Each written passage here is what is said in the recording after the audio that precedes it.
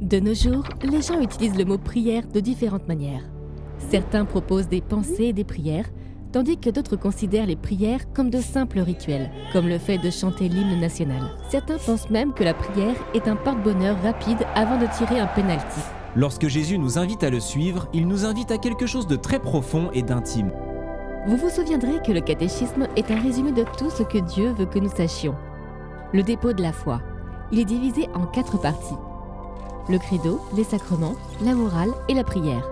Le catéchisme dit que le credo, les sacrements et la morale doivent tous être vécus à partir d'une relation personnelle avec Dieu. C'est ici qu'intervient l'une de mes phrases préférées. Au paragraphe 2558, le catéchisme dit « Ce mystère exige donc que les fidèles y croient, le célèbrent et en vivent dans une relation vivante et personnelle avec le Dieu vivant et vrai. »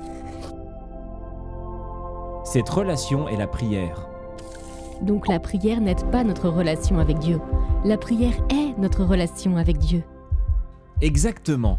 Nous sommes invités à vivre et à grandir dans une relation personnelle avec le Dieu vivant à travers la prière. La prière est notre relation avec Dieu. C'est pourquoi Jésus a dit aux disciples « Je vous ai appelés amis ».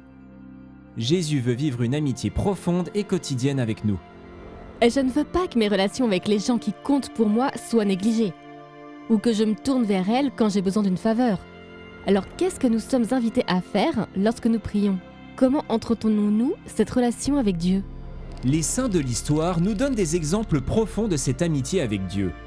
Par exemple, Sainte Thérèse de Lisieux est citée dans le catéchisme comme ayant dit « Pour moi, la prière est un élan du cœur. C'est un simple regard jeté vers le ciel. C'est un cri de reconnaissance et d'amour au sein de l'épreuve comme au sein de la joie. » En nommant la source de la prière, l'Écriture parle parfois de l'âme ou de l'esprit, mais le plus souvent du cœur, plus de 1000 fois.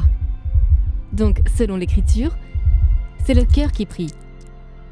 Cela signifie que si notre cœur est éloigné de Dieu, nous ne vivons pas vraiment la relation avec Dieu, le type de prière pour laquelle nous avons été créés. J'aimerais que vous vous imaginiez assis avec votre ami le plus proche ou un membre de votre famille. Imaginez quelqu'un dont vous savez qu'il vous aime et qu'il écoutera tout ce que vous voulez partager. Votre ami veut simplement vous connaître vraiment. Il veut connaître vos pensées, vos sentiments, vos rêves et même vos peurs. Et vous pouvez toujours compter sur le fait qu'il vous aime, qu'il veut ce qu'il y a de mieux pour vous et qu'il ne vous rejettera jamais. Et si vous voulez simplement vous asseoir en silence et profiter de la présence de votre ami, vous pouvez le faire aussi. La prière peut aussi consister à s'asseoir en silence en présence de Dieu. La prière est ce partage intime entre Dieu et nous.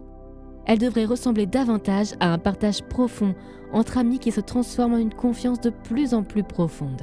Finalement, cette prière se transforme en une dépendance totale à l'égard de Dieu. La prière est en fin de compte un don de Dieu. Que nous le sachions ou non, nous sommes tous à la recherche de Dieu. Nous sommes nés en désirant la vie, l'amour et la joie pour lesquels nous avons été créés. Et rien d'autre ne peut nous satisfaire pleinement. Mais Dieu nous invite d'abord à cette relation. Il nous tend la main avant même que nous sachions que c'est lui que nous désirons connaître. Dieu ne veut pas d'une relation distante, passive ou impersonnelle avec nous. Dieu est un père, pas un dirigeant impersonnel venu d'une galaxie très lointaine. Il n'est pas une force vitale sans nom et sans visage dans laquelle nous puisons pour obtenir ce que nous voulons. Ce n'est pas pour rien que Dieu s'est révélé en termes relationnels. Vous comptez sur son amour, vous vous confiez à lui, et il vous connaît et prend soin de vous. Si vous pouvez imaginer une bonne relation avec un parent, notre relation avec Dieu peut être encore plus aimante et profonde. Avant même que nous n'existions, Dieu souhaitait établir une relation avec nous. Nous n'avons rien fait pour le mériter. Il s'est donné à nous et il désire que nous acceptions cette invitation. Et grâce à cette relation, nous devenons de plus en plus proches de Dieu. Tout comme un ami ou un conjoint, plus nous passons de temps ensemble et plus nous nous révélons à l'autre, plus nous nous rapprochons l'un de l'autre. En fin de compte, la prière consiste à grandir dans l'intimité avec Jésus afin que nous puissions expérimenter la relation que Jésus entretient avec le Père et le Saint-Esprit. Ces deux réalités, que Dieu s'est donné à nous et que Dieu désire grandir dans l'intimité avec nous, sont la raison pour laquelle le catéchisme décrit la prière comme une communion. Comme toutes les relations, la prière est un grand mystère que nous ne pourrons jamais épuiser ou comprendre complètement.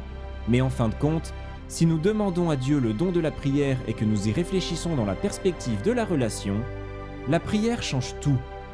C'est pourquoi nous sommes invités à vivre et à grandir dans une relation personnelle avec le Dieu vivant à travers la prière.